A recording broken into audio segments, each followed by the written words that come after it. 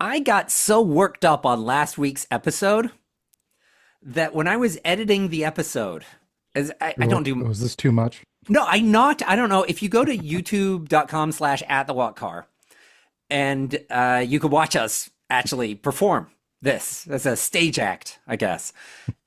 And I got, I got kind of riled up about things last week, and I was listening to the podcast, and I guess I was still riled up when I was editing the podcast because you can see on the our YouTube video, I've got like a little a thing that stops me from popping my peas, a Hmm. little I forgot what they're called, and Pop filter. a pop filter. There you go. And while editing, I completely hit the microphone, knocked the thing off, smashed it into pieces. So it is glued back together for today's performance of the What Car podcast. I'm Phil Royle, and apparently I must be part Italian because I use a lot of hand Ah, gestures. I've been doing automotive journalism in some form or fashion for 20 years. And just recently, I have become a textile retailer, uh, trying to sell t-shirts at the onecar.com/store. apparel entrepreneur. That's what it is. Could I call it a tech startup? Sure. Because it's a Well, it's a lot of the .com, stuff. so Yes, it's a dot. We're a dot com. We're part of the dot com thing. You can buy apparel that helps support the podcast and the blog. And once again, if you go to the our YouTube channel, then you can see some of the stuff. Because we eat our own dog food here. mm-mm. Ed Sanchez, likewise 20 plus years in automotive content creation and moderation. Current day job, automotive electronics analyst, and the Watt Car co-founder and contributor. Last week we looked at why I was getting so upset. We were looking at the present and the past. And today, let's look at the future. Yeah. Diddly-doo, diddly-doo, diddly-doo. So it's not so much, I don't know. There's a lot of things that are happening now that will affect the future trajectory. Seemingly, some people would want it to affect the future trajectory of EVs, but perhaps it won't. Policies being put in place under the current leadership, federal leadership, perhaps won't affect the EV trajectory. I think that was part of what your argument was last week, and I think I was kind of on board with that. That the Some of the investments are already kind of baked Yeah, in. Yeah. the billions of dollars have already been spent as far as Yeah. manufacturers go. There is no uh, contacting the Well, building manufacturer or whatever, where they've put in, $1 billion into a yeah. building and say, you know what, we want that back, and we're going to go all non-emissions diesel, and we're going to pollute, baby. They're Well, kind of already on the path of EV. So you posed the question to me for this week: what will the EV market look like in 2030? I don't know. so so okay, so kind of to unpack a little what you said a bit. So as much as Trump says drill baby drill, the reality is not that simple because the oil companies themselves are playing a constant balancing act between uh, basically supply and demand and trying to keep prices at a level where they make a profit. So if they were to just go crazy with production and exploration with the thought that it would drive prices way down, if it drives them down too much, it gets to a level where the oil companies aren't making any money. So I actually just listened to something about this yeah. and how fracking basically turned oil, the Hmm. oil industry, on its head because Hmm. fracking costs about $60 a barrel, Hmm. and they had uh, like that's their actual. And I don't remember all the details, but they basically had like made oil mining or whatever you would Hmm. call it Drilling so or so exploration. Yeah. effective and so inexpensive that they actually dropped below what it was costing them to produce because they were producing too Hmm. much of it too fast, too Hmm. easily through fracking. Hmm. So they've had the problem of just keeping that, which Equilibrium. Yeah. I don't really necessarily believe, because like Exxon makes like $20 billion profit a quarter.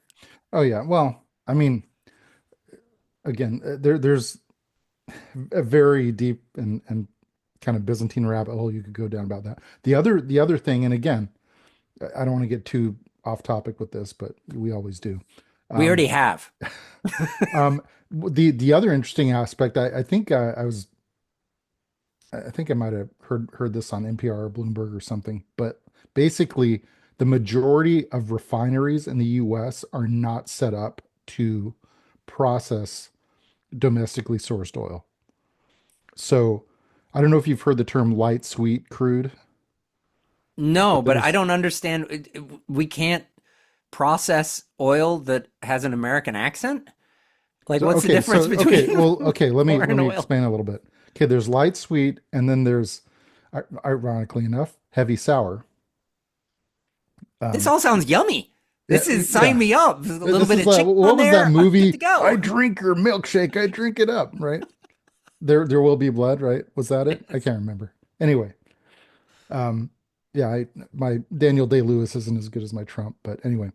Um so the majority of oil produced in the US is the heavy sour and or excuse me.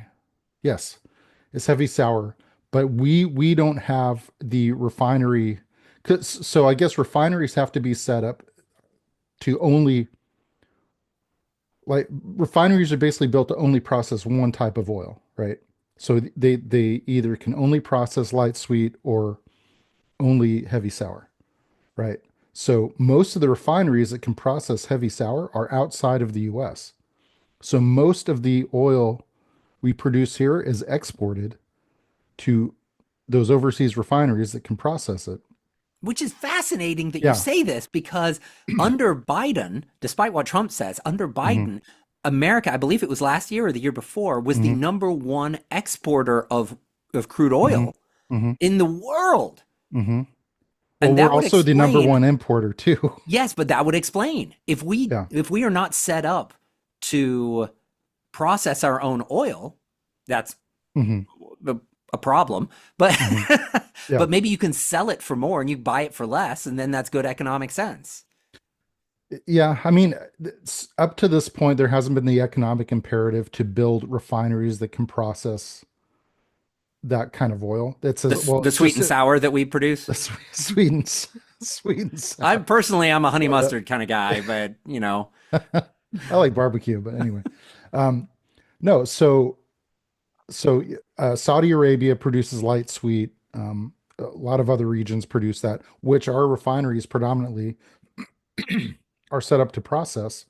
So, to your point about the relatively high cost of production for fracking oil, the I guess the global oil industry decided no, would rather keep prices up and keep them kind of at a steady state rather than just drop them. So anyway, the economics of oil are kind of convoluted and complicated, but if there was political will and there was an economic imperative to produce new refineries in the US to basically process our own oil, I mean, then maybe it would make more sense. But anyway, I kind of got off track about that.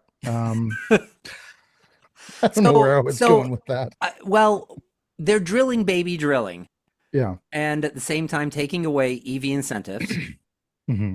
So we So won't now we're getting have, back on track with policies. So yeah. yeah, so we won't have, we'll have more oil, Hmm. presumably, that we've got to export.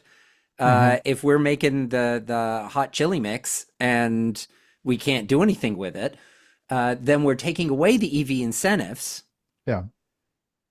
and China's flooding the rest of the world with EVs.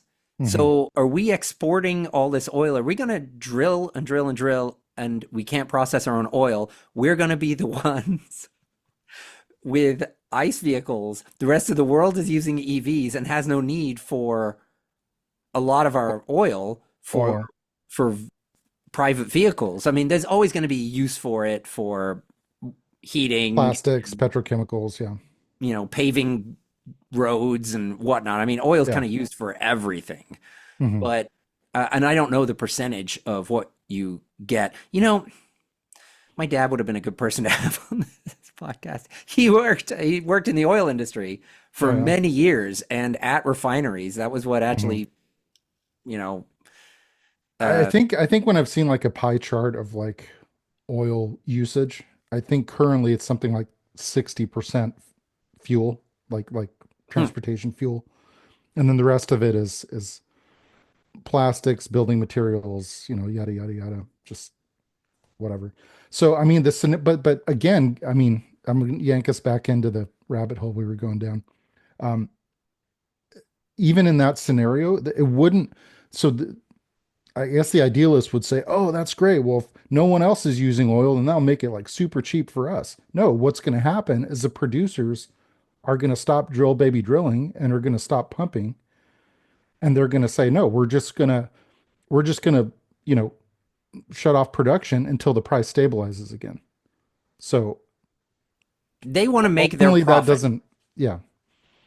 So And it, if we it can't doesn't, yeah. if we can't refine our own oil or all of our own oil, like that Hmm. seems like a kind of an infrastructure issue there. Like Yeah. if they were going to take this infrastructure money from the EV world, it seems like maybe building refineries where we can actually Well, create yeah, I mean, I would create say, stuff with and our own again, I mean, stuff. it's still early, relatively early days, but I mean, if if they're really committed to this drill baby drill thing, to your point, even though it's billions of dollars to build a new refinery, is start to set up refineries that can process domestic oil, because then potentially this has been kind of this fever dream for like decades of energy independence instead of energy interdependence. Is if we can process our own crude into refined products and keep it domestically, I mean, maybe we could achieve that, but that's just not how the economics of the oil market operate right now. But Well, right, yeah, right now. So let's say they take the infrastructure money that mhm. we were putting toward, Nevi or whatever. Yeah. yeah, all of the charging infrastructure that we were putting toward new car purchases, used car purchases. We Hmm. take all Hmm. that money, we start building or converting refineries so we can eat our own dog food and to use the same expression multiple times in one episode, that we can refine our own oil and we Hmm. can do all this. This is going to take years, Hmm. years, billions and billions of dollars and years to do. Hmm. So fast forward to 2030. Hmm.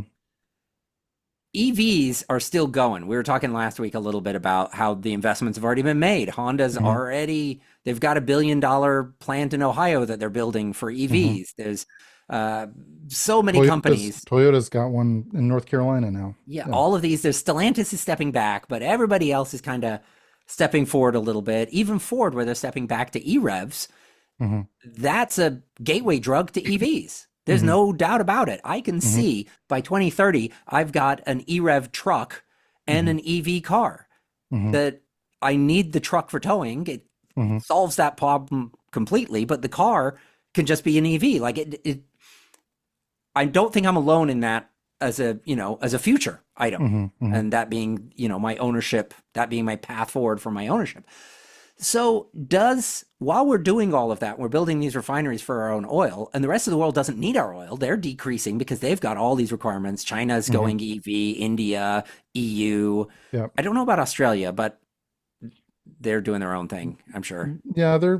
Australia's kind of interesting, but I mean, from a volume standpoint, they're fairly insignificant because even though they're a huge country geographically, population wise, they're fairly small. Yeah. So, But the you know, distance that you got to travel from one city to the next yeah, is it's long. significant. It's a long distance. Yeah. So you would need massive charging infrastructure to get, and Hmm. maybe, I mean, I'm talking beyond what I know at this point. Maybe it already Hmm. exists with charging infrastructure. I don't know. Along the coast, but in the interior, it's Hmm. yeah. That's where I don't know if you remember. I think we talked about this probably years ago at this point. The diesel powered EV charger in the outback. Oh yeah, yeah, I remember Yeah, that. that's how remote parts of Australia are, that it's not even worth it for the utility company to run power out to some of these areas. So they just have They just have a charger where a diesel generator kicks on when you want to charge. But It's not a bad idea. You yeah, know, gets you anyway. there. And I mean, we're going to have multiple solutions for everything, and that's the beauty of what you've talked yeah, about many times is it. EVs are essentially fuel agnostic. Yeah, any way that Yeah. you can get power. If you end up having to burn natural gas, oil, diesel, whatever you got to burn, you can Yeah. get electricity out of it, Yeah. and you can power the car. If you've got a gas powered car, you can only fuel it with gasoline Yeah. or the diesel, whatever it was designed for. You certainly can't put electricity into it and Hmm. expect it to run. I mean, I Yeah. guess Yeah. you could limp it somewhere on the electric starter, but you're not going distance. You're going It feet, sounds not like Garage miles. 54 stuff. You know what I I'm just talking about? watched. Yes, Those I Russian just watched. guys, that's the best. They Did do you the just watch? wackiest stuff. Did you see the one where they took it was like 80 electric drills and built a motor out Yes. of these electric drills in this Lada? I think they Yeah. slammed and stretched a Lada to fit Yeah. this engine, whatever. Okay, so back to the point.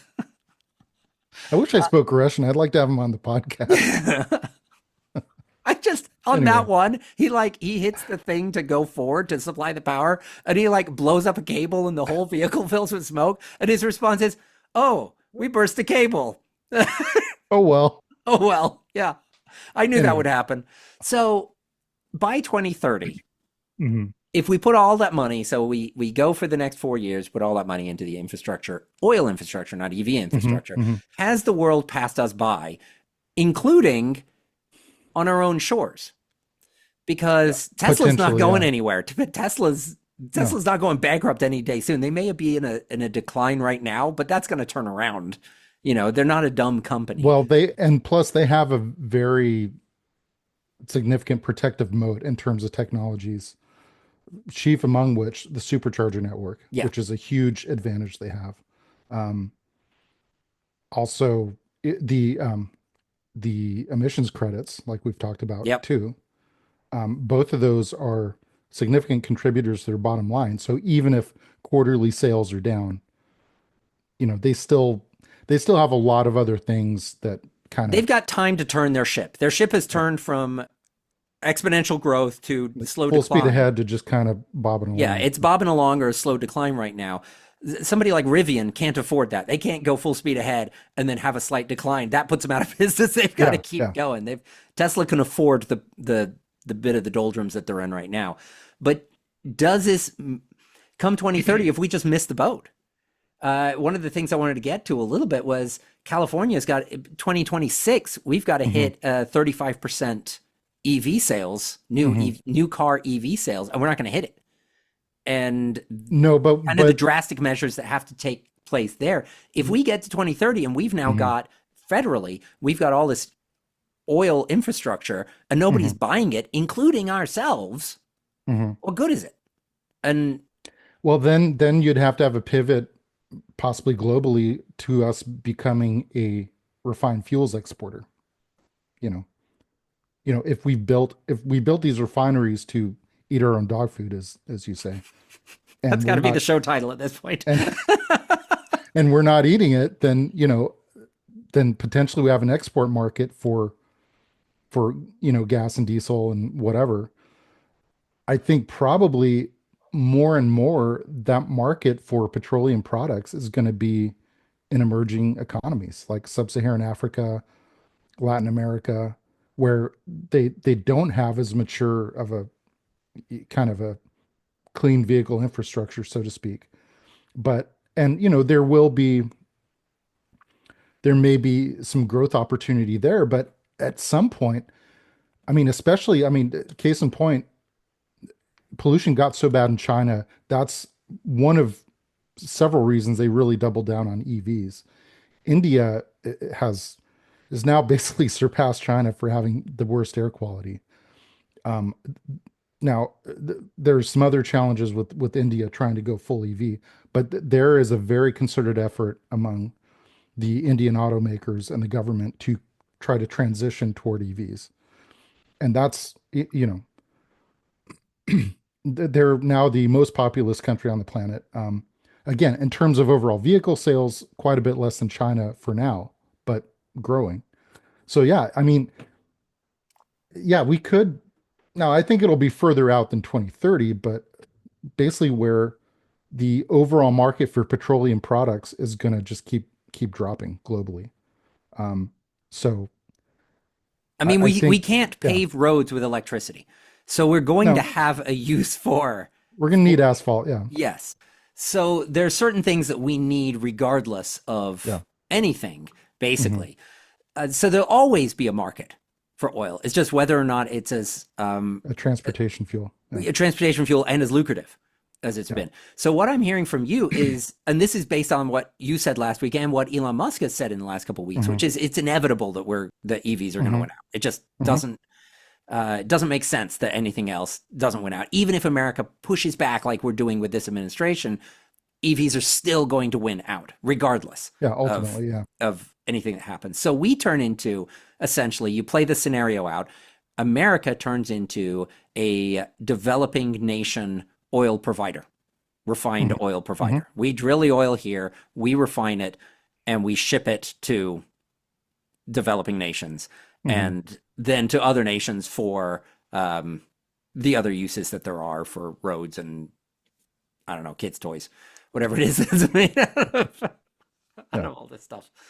Uh, so I guess I I know. don't know, where does that leave us as a So country? here's the thing, and I guess the policies being pursued by the current administration, I think, will kind of flatten the growth curve of the EV market a little bit. Specifically, if Congress tries to claw back the NEVI funds in a reconciliation bill, which sounds like the most likely scenario. Um, because I've said this, I'm going to keep saying it because I believe it very firmly, is charging infrastructure is the number one issue preventing adoption of EVs on a large scale. Just visibility, um, comfort level with people seeing chargers, even if, they predominantly charge at home. A lot of people will be like, oh, well, I don't want to take a longer road trip or whatever.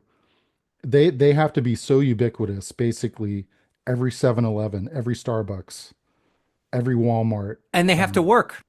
and they have to work. That's the other biggie. Um, but until we get to that point where they're really everywhere, where, like I said, there's common as a Starbucks, McDonald's, Walmart, and they're just there, and people have that comfort level that they trust. Basically, wherever they are in the country, they'll be able to charge. That's what's I think going to really tip the scales, and we're not there yet. Now, I'm not completely opposed to them pulling back some of the NEVI funds Mhm, and distributing it in a different way. I think that mhm, there's multiple ways to do anything. mhm, And if they had a plan, that plan was probably not perfect. I don't know. mhm, mhm, But there's other ways to do it. There's other ways to go around these things. So I've got no problem with them clawing back some of that. I've got no problem with them distributing some of the money. I don't want it to go to ExxonMobil because they're mhm. making ample money. Yeah. But and I feel like that's where it's ultimately going to end up is at those big companies because you got to drill, baby, drill. And who's going to drill? Who's got this? All this talk Mhm, about bringing prosperity and profit through all this mhm. oil production. No, it brings prosperity to the CEO of the oil And the companies. shareholders, yeah, Like that's where the yeah. profit goes. I don't see any of those profits. It doesn't bring me any money. It Mhm, enriches the country and the politicians that get paid for by the oil industry and then the oil industry executives. But in yeah. my world, I'm still paying more and more money for gasoline and getting Mhm, chased over to EVs because the price of gas keeps going up. mhm. So, um, I don't So remember where I do was do we going with want to do we that. want to do we want to dive into the China threat and if it's real or if that's just like this fake bogeyman or It is real. yeah, I think it is. I mean, yeah, I mean, so if you've noticed, I mean, besides just all the craziness otherwise, Trump is very transactional. And even with his tariff threats, it's like, you know, oh, we'll do this. And then Mexico said, oh, okay, we'll send more troops to the border. Okay, well, okay, we'll put a 30-day freeze on him, you know. Yeah. So it's always this brinksmanship of like, he threatens something, then, the ad, I don't even want to say like adversary, but the other nation says, whoa, whoa, wait a minute, let's work something out. Yeah. It's very Um, much a I'm going to punch you in the face if you don't give me your lunch money. mhm. And you don't need to get punched in the face. You just hand over the lunch money. Yeah, Like, yeah.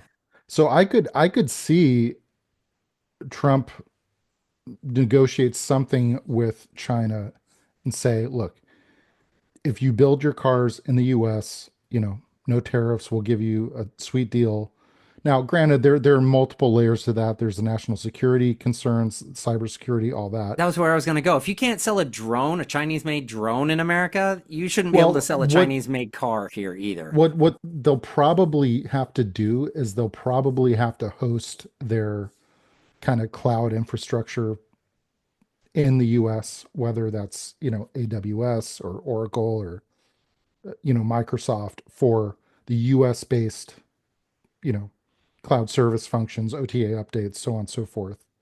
Now, who's going to police that and safeguard that? That's, a whole other conversation. I'm not like a cybersecurity expert, but I could easily see, BYD, Geely, whoever, building a plant in Alabama or Tennessee or Ohio or something and start selling their cars here.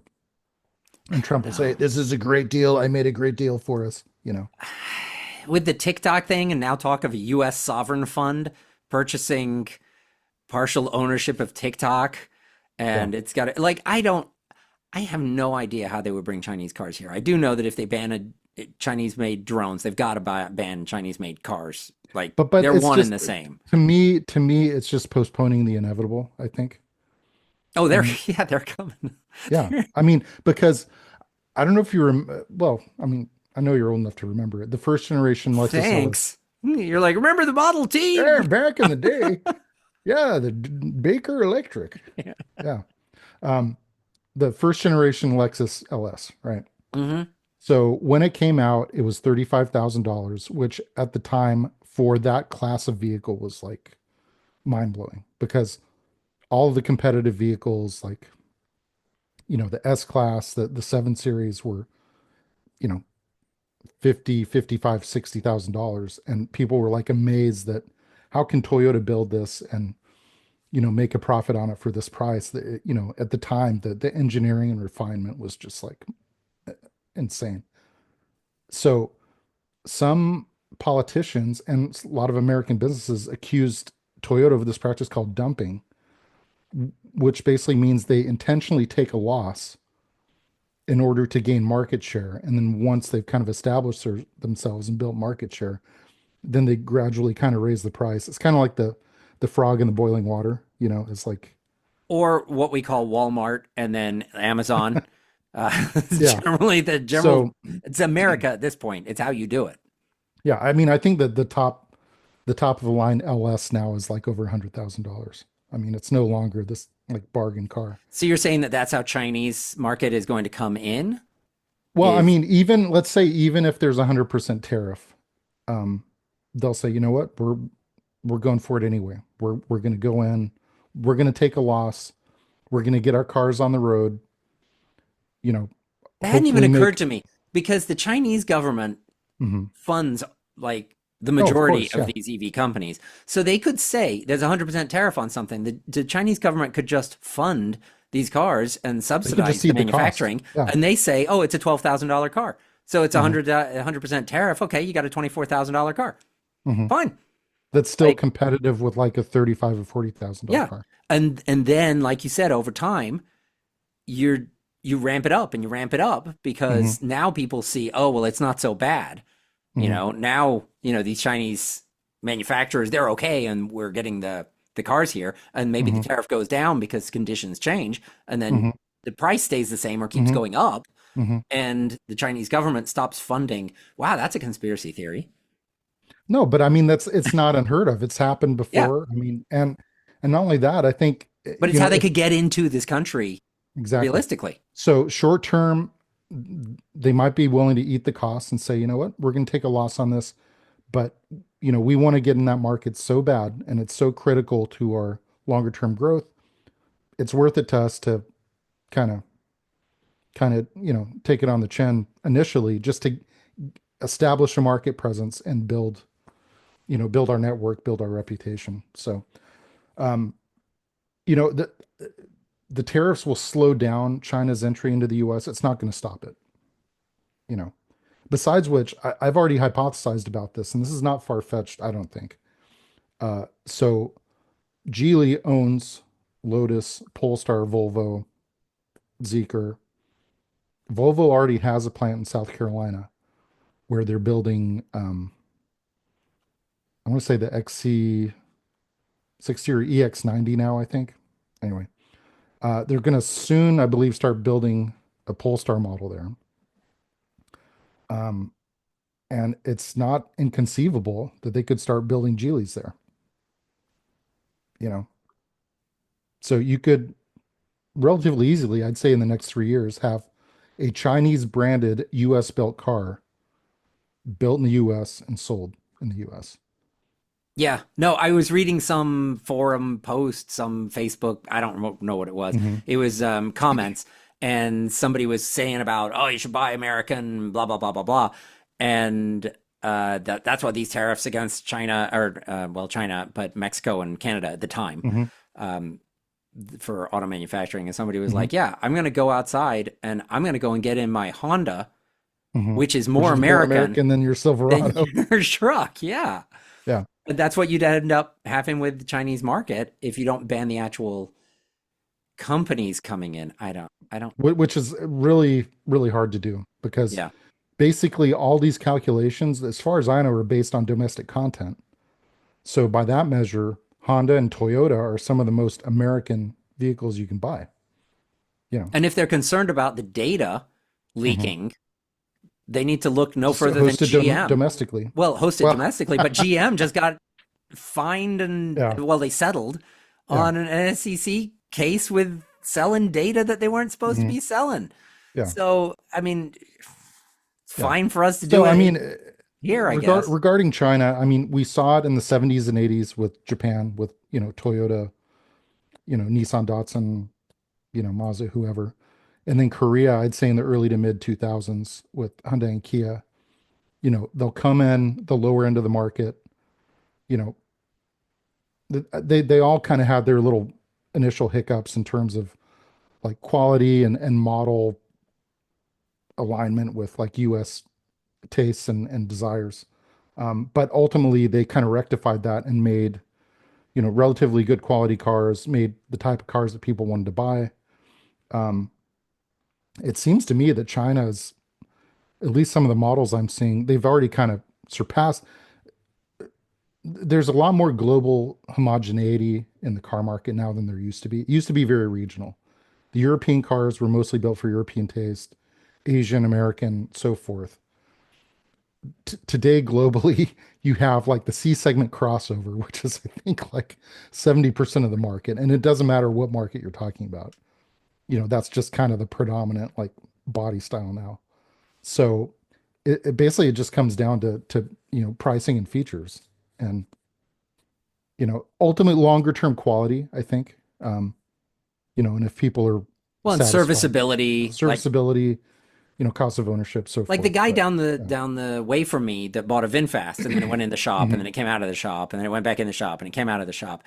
He now has a Model 3, a Model Y, and he just bought a used i3. Hmm. Interesting. He did not get another VinFast. Yeah, he's like, nope, not Still getting that. got the VinFast. He still got the VF8, but he's bought three more EVs. I don't Hmm. actually know if the i3 is a range extended or one or not. I haven't Hmm. looked that Hmm. close, but he did not get another VinFast, and I'm guessing because of quality, Yeah. because I have not seen the Well, I mean, Teslas probably going the for software surface. because they had all sorts of issues with software. Yeah. But So if they anyway. can get that longevity there, do you want to talk a little bit about California? You want to get it more Yeah, local? so I mean, you were saying you don't think California is going to hit its goal. What would you say, 35% by Yeah. So 2026? there's an article, LA Times article, and I may end up linking to a Yahoo article. Link in the show notes, because that's Hmm. not behind a paywall, and the LA Times one is. So you do what you naturally do, and you find a way Hmm. around it.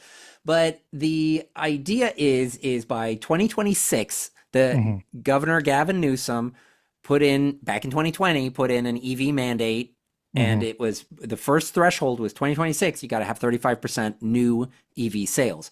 Hmm. Well, The problem is we're at about 20%. Mm-hmm. And according to this article, it says new sales figures from the dealers group, trade group that they supplied all this 387,000 zero emissions vehicles, which is EVs and plug-ins and hydrogen. Those were registered in California in 2024, which is about 20%, 1 out of 4 cars. Even so, that represents a 1% increase from the prior year. Now, the prior year, sales had gone up 46%. So it had gone this meteoric climb. And then last year, it went, nope. And then it kind of flattened out. 1%, which you could say inflation, all these things. There was a lot of uncertainty a year ago. Prices were going up, like everything was kind of nuts. So it could continue the climb, but they're saying basically we've got 1 year to get from 20% to 35%. It isn't happening. Yeah. Now, what that means is there's a couple of ways that they can get around this, manufacturers. They can purchase credits, which is basically from Tesla. That's kind of their only choice. They can pay a fine. The fine would be $20,000 per vehicle. So talk about your cheaper China, to buy credits. Yeah, it'd be cheaper to buy a Chinese car than it would be to go and pay the 100% tariff on it.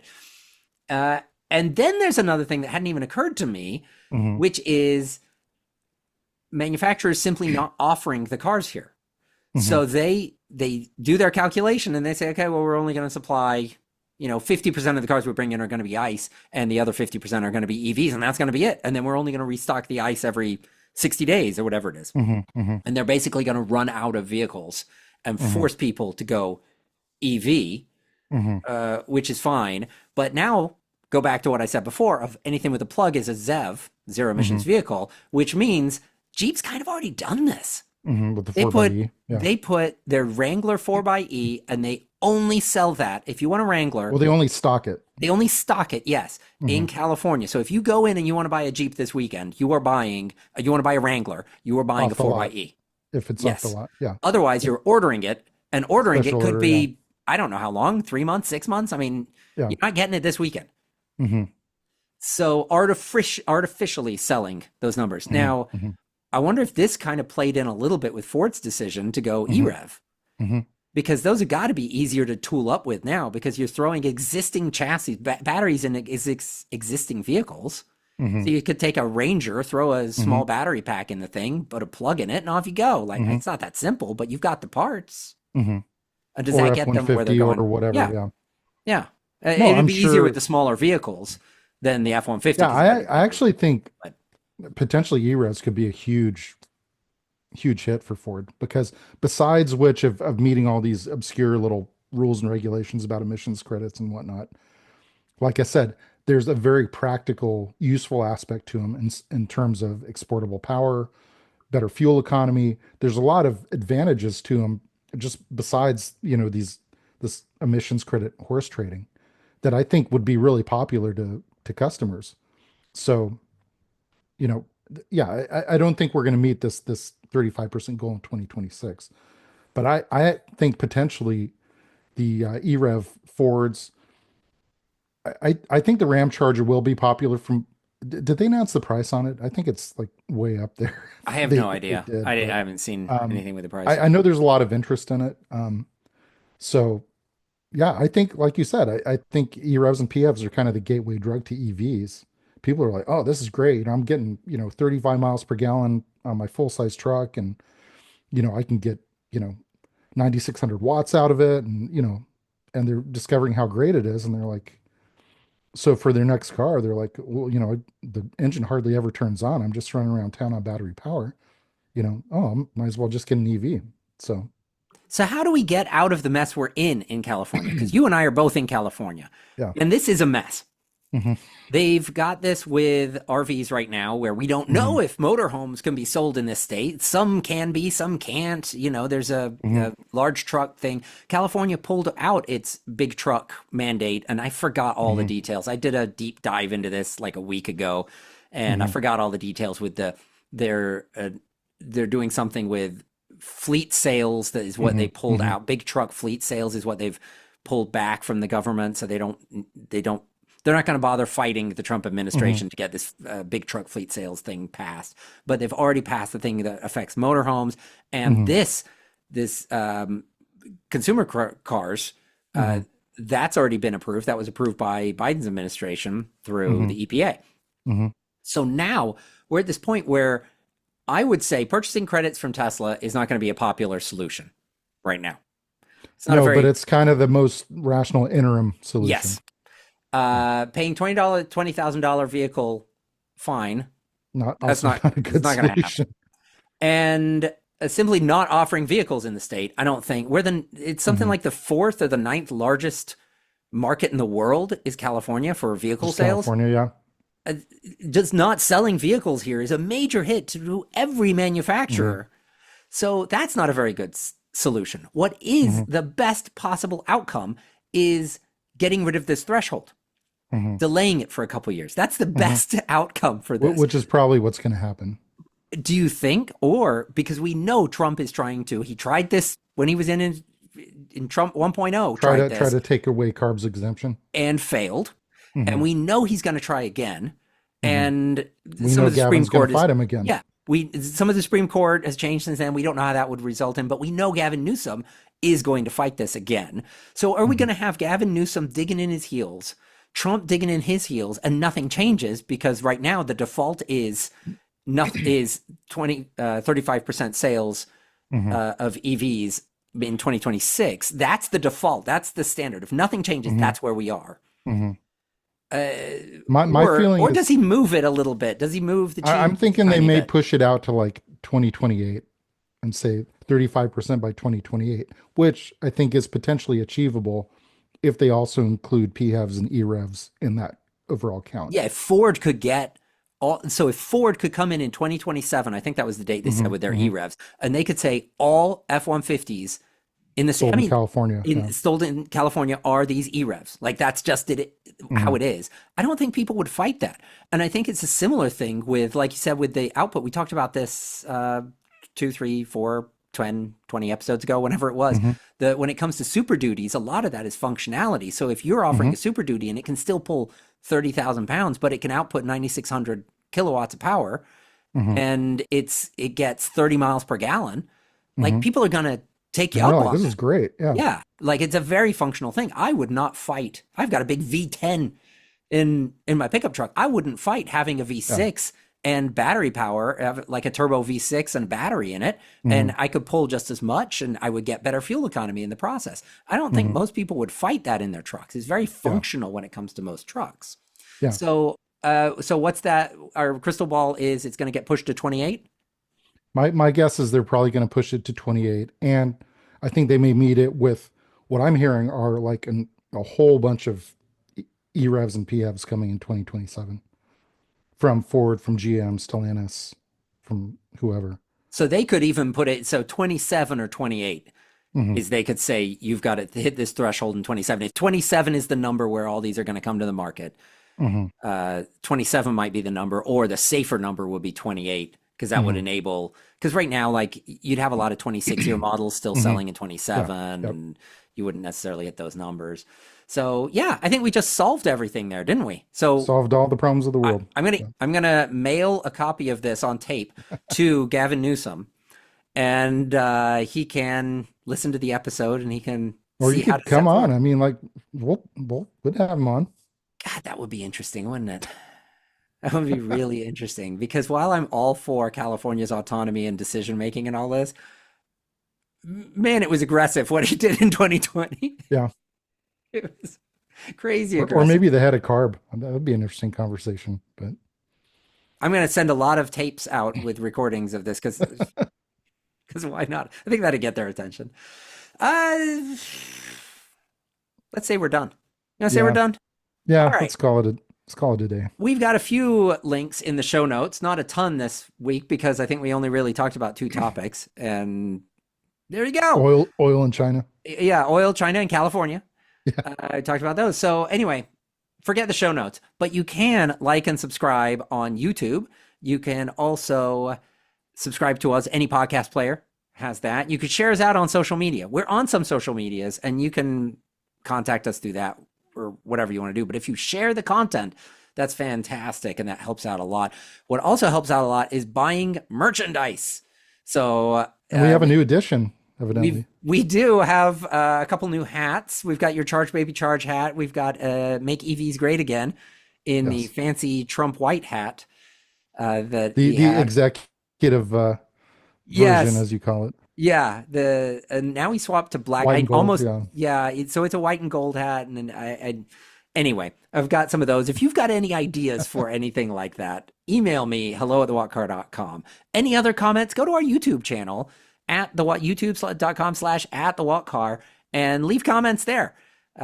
Just in the last week, we had a whole bunch of comments, and I was like, man, these things are like these are spam. So I went to go on there, and all the accounts have been then banned. So there was an influx of spam that came in the last week. Well, at least they were on top of it. Yeah. So we Googled, I guess that algorithm works.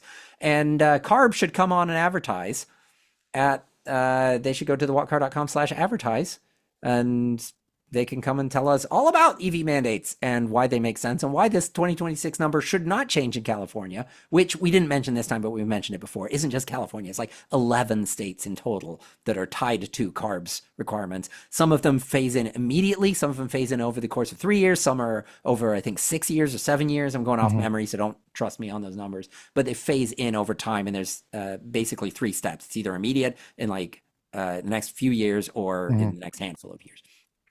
So, Carb, yeah, come on in. Talk to us about all of this. And Next episode, who knows who we're going to talk about? who knows on the next Tariffs episode? again. In the next episode, tariffs against Canada. We'll stop there. See ya.